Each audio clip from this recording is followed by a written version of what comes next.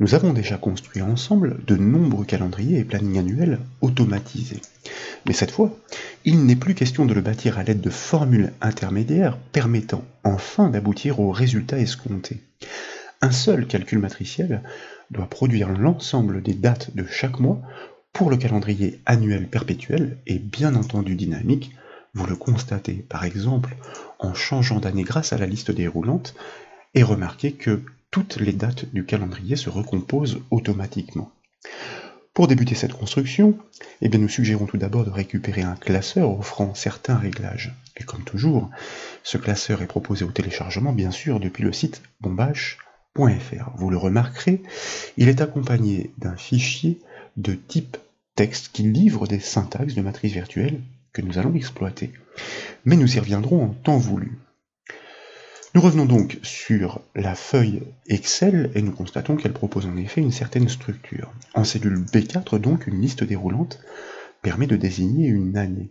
Et c'est sur la base de ce choix que doit s'opérer la construction automatique du calendrier annuel.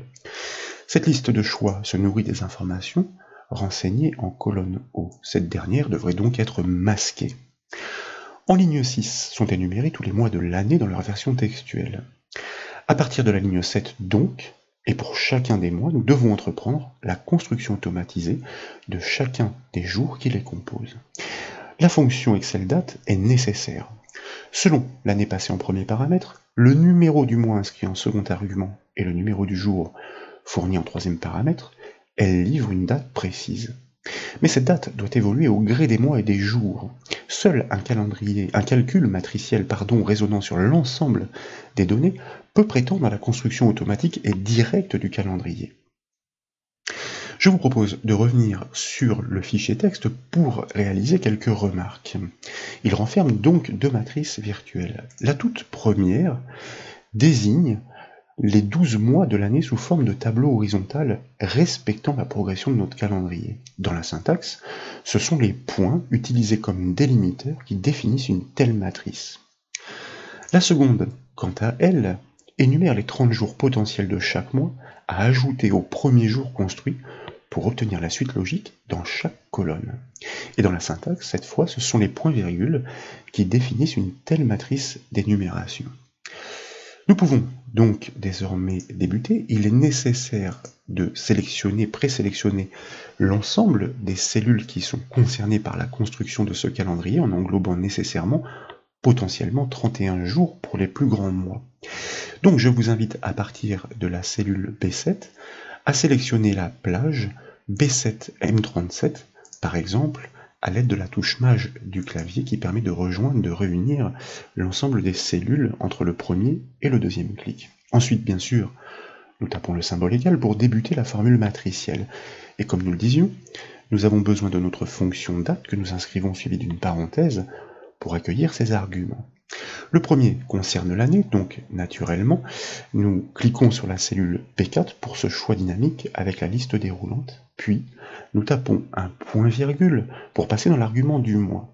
Dans ce raisonnement matriciel, en guise de mois, ce sont tous les mois de l'année à répartir que nous devons désigner sous forme de tableau horizontal. C'est la raison pour laquelle je vous propose ensuite de revenir dans le fichier texte, de sélectionner ce tableau horizontal des 12 mois de l'année, de le copier par le raccourci clavier CTRL-C par exemple, de revenir sur la feuille Excel, de le coller par le raccourci clavier CTRL-V par exemple à la suite de la syntaxe, et puis de taper un point-virgule pour passer dans l'argument du jour. Et là, nous allons inscrire le chiffre 1 tout simplement pour désigner chaque premier jour de chaque mois.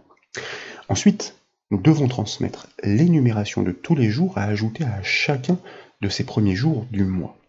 Donc tout d'abord, nous fermons la parenthèse de la fonction date, nous tapons le symbole plus pour annoncer l'addition matricielle et nous revenons dans notre fichier texte dans lequel il s'agit de sélectionner cette fois cette seconde matrice virtuelle qui énumère les 30 potentiels jours à ajouter pour chacun des mois que nous copions par CTRL-C et que nous allons coller à la suite de la syntaxe par CTRL-V. Nous n'avons plus qu'à valider la formule matricielle, je vous le rappelle, nécessairement avec le raccourci clavier CTRL majuscule Entrée. Et à première vue, Le résultat obtenu est pour le moins surprenant. Tout est simplement une question de formatage. Nous devons effectuer un réglage imposant à Excel de livrer ces données sous forme de date. Et nous allons profiter du fait que la plage soit toujours intégralement sélectionnée pour réaliser ces petits ajustements. Donc, dans le ruban accueil, plus précisément dans la section nombre de ce dernier, je vous invite à déployer la liste déroulante des formats et tout en bas à choisir autre format numérique. Ensuite, dans la boîte de dialogue qui suit, nous allons sélectionner la catégorie personnalisée et puis dans la zone type, nous allons inscrire le code suivant. 3J, un espace, et puis 2J.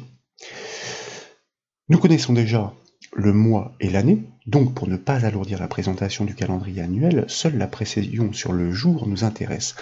Avec une succession de 3 lettres J, nous demandons l'affichage textuel du jour sous forme abrégée, d'ailleurs comme l'illustre l'aperçu. Après un espace et avec une succession de 2 lettres J, nous additionnons la précision sur le numéro du jour dans le mois. Nous pouvons donc cliquer sur le bouton OK pour valider ce format personnalisé. Et de retour sur la feuille, vous constatez que notre calendrier est effectivement enrichi automatiquement des dates composant chaque mois. Et pour cela, nous avons bâti une unique formule se nourrissant de l'information dynamique sur l'année. Cependant, une anomalie fort logique s'impose et je vous propose de la constater en atteignant la fin du calendrier. Vous constatez que l'énumération reprend sur le mois suivant lorsqu'elle déborde, comme par exemple ici, pour le mois de février ou encore pour le mois d'avril, etc. C'est tout simplement une règle de mise en forme conditionnelle qui permet de corriger cette anomalie. C'est en tout cas la solution la plus simple. L'idée consiste à comparer pour chaque colonne le mois de la date construite avec le mois du premier jour. S'ils coïncident, la date doit être conservée. Dans le cas contraire, la date ne doit plus être affichée. L'astuce consiste donc à lui appliquer dynamiquement un texte blanc sur un fond blanc, c'est aussi bête que cela. Donc cette plage B7M37 doit toujours être sélectionnée, et dans l'enchaînement, dans la section style du ruban accueil, nous allons cliquer sur notre bouton mise en forme conditionnelle. En bas de la liste des propositions, nous allons choisir l'option nouvelle règle.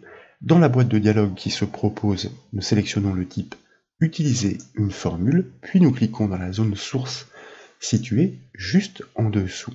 Et nous allons taper la syntaxe suivante, égale mois. Je vous rappelle que la fonction mois permet d'extraire le numéro de mois pour une date. Quelle est cette date? Nous allons poser le raisonnement à partir de la première d'entre elles, mais à sélection, elle est complètement figée. Je vous invite à la défiger totalement et nous livrerons les explications détaillées ensuite. Nous fermons la parenthèse donc pour ce premier calcul, le numéro du mois. Nous cherchons à savoir si ce numéro est différent, comme nous le disions, du premier jour de chaque mois, donc pour la même date en ce qui concerne le tout premier critère qui naturellement va évoluer. Nous exploitons de nouveau notre fonction mois et nous pointons de nouveau sur notre fonction B7. Mais cette fois, nous allons enfoncer une seule fois la touche F4 du clavier pour la conserver figée en ligne et la libérer en colonne, puis nous fermons la parenthèse de notre fonction mois. L'analyse d'une mise en forme conditionnelle est chronologique. Elle doit donc débuter à partir de la première date. C'est ce que nous faisons en désignant la cellule B7. Mais la première des deux est complètement libérée, tandis que la seconde est conservée figée en ligne. Ainsi, au fil de la progression de l'analyse, les dates des lignes du dessous seront comparées avec la date de la première ligne pour le mois en cours. B7 va devenir B8, puis B9, etc. Si ces mois diffèrent, nous en concluons que le calcul déborde sur le mois suivant. Dans ces conditions, son résultat doit être neutralisé par une mise en forme dynamique. C'est pourquoi dans l'enchaînement, nous cliquons sur le bouton Format. Dans la boîte de dialogue qui suit, je vous invite tout simplement, pour la couleur du texte à l'aide de la liste déroulante, de choisir le blanc et de valider ses attributs en cliquant sur le bouton OK. Nous sommes donc de retour sur la première boîte de dialogue. Nous n'avons plus qu'à valider la création de la règle en cliquant de nouveau sur le bouton OK. Et si nous affichons de nouveau la fin du calendrier, vous constatez cette fois que les limites des mois sont respectés. Le mois de février, pour cette année bissextile choisie, s'arrête bien au 29, tandis que le mois d'avril se stoppe bien au 30e jour, alors que dans le même temps, les mois de janvier et mars prolongent bien l'énumération jusqu'au 31e jour. Ensuite, pour repérer les jours de week-end et les faire ressortir dynamiquement, nous devons exploiter la fonction Excel JourSum. Elle renseigne sur le numéro du jour dans la semaine pour une date qui lui est passée en paramètre. Ces dates sont toutes celles du calendrier. Par défaut, elle fonctionne néanmoins sur le mécanisme américain. Le dimanche correspond au premier jour de la semaine, tandis que le samedi correspond au 7e jour. Nous devons vérifier ces deux égalités conjointement grâce à la fonction OU pour les énumérer. Dès lors que l'une des deux est avérée, une mise en forme dynamique spécifique doit se déclencher. Bien entendu, de nouveau, l'intégralité des dates du calendrier doit être sélectionnée, soit la plage B7 M37, puis, comme précédemment, dans la section style du ruban accueil, nous cliquons sur le bouton mise en forme conditionnelle. En bas de la liste, nous choisissons de créer une nouvelle règle à partir d'une formule que nous désignons donc, puis nous cliquons dans la zone source située juste en dessous et nous allons construire la syntaxe suivante, égale ou, comme nous le disions, pour énumérer ces deux conditions, l'une des deux peut être vraie et cela suffira pour faire ressortir un jour de week-end en exploitant pour le savoir notre fonction JourSum à laquelle nous allons passer pour cette progression chronologique la première date, soit la cellule B7, comme toutes doivent être comparées, analysées, nous allons totalement la défiger. Grâce à la touche F4 du clavier, les dollars doivent disparaître. Nous fermons la parenthèse de la fonction JourSum. La première égalité consiste à savoir s'il s'agit d'un dimanche, égale 1, ou bien est-ce que notre jour de semaine, nous exploitons de nouveau notre fonction JourSum sur la première date pour l'analyse chronologique. Nous fermons la parenthèse de notre fonction JourSum. Est-ce que ce jour de semaine est cette fois-ci le samedi, donc le 7e jour de la semaine? Dès lors, nous pouvons fermer la parenthèse de notre fonction OU puisque l'énumération est terminée. L'analyse, une fois de plus, est donc bien réalisée par rapport à la première date pour respecter, comme nous le répétons à chaque reprise, la chronologie. Notez que sa cellule B7 donc est totalement défigée pour que toutes les dates soient analysées tour à tour, aussi bien en ligne qu'en colonne.